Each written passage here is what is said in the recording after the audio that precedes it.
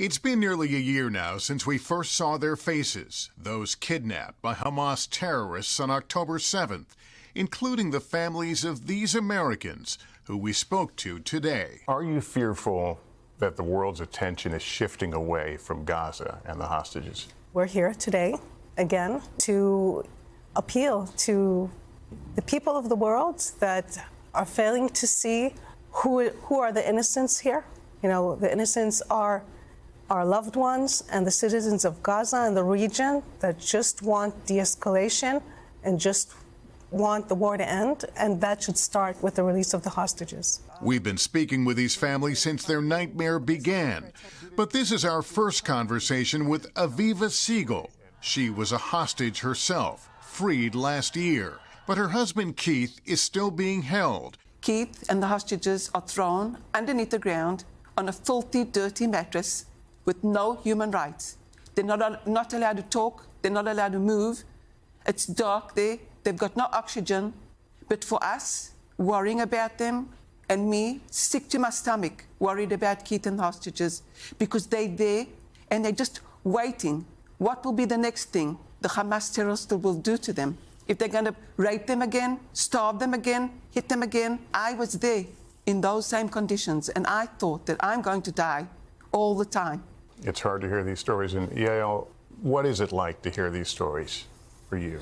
Yael's 20-year-old son, Idan, was also kidnapped. It's very hard stories to hear. Like, I'm worried sick for the well-being of Idan. Every time that I'm meeting Aviva, I'm giving her like the biggest hug that I can, and I'm feeling like I'm hugging Idan, because to see her, it's a miracle for me. She's like an angel. Mika is Idan's sister. It was so surreal, like texting and talking to Idan like 2 days before, and then hearing on October 7th that I was just not gonna be talking to him, and now it's been a year. So it's been like a year that like my best friend like that I was growing up with has just been like gone from my life. I'm sorry. No, it's okay.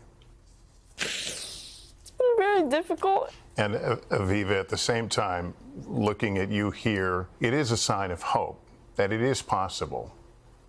It's a sign of hope, but I want to tell you that I look strong. But I'm broken up into pieces for all the families and the hostages that are there. I'm going to scream as much as I can until they come back. How would you describe this past year?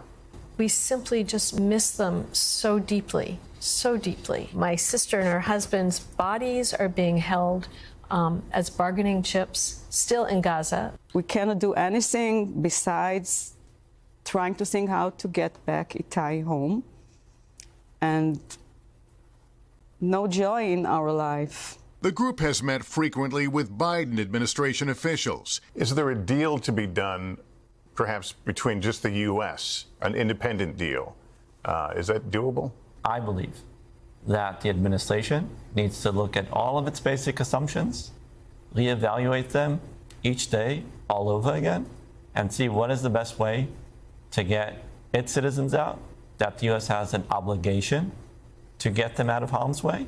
Governments at this point, in order to end the madness, have to be willing to get out of their comfort zones to press Hamas first and foremost. 1 year on, it's almost too much to bear. Lester, walking up here from the train this morning, a person saw my shirt and kind of threw haphazardly, "Do you really think there's anyone alive there?" And I told him, "Yes, I do. It's my son there." "What do you mean?" "Yes, my son is there." Can you imagine what a nightmare it is to wake up every morning and not know if your child is alive, to know that they're in this horrible conditions for almost a year now, and that their life is at stake every single day? Thanks for watching. Stay updated about breaking news and top stories on the NBC News app, or follow us on social media.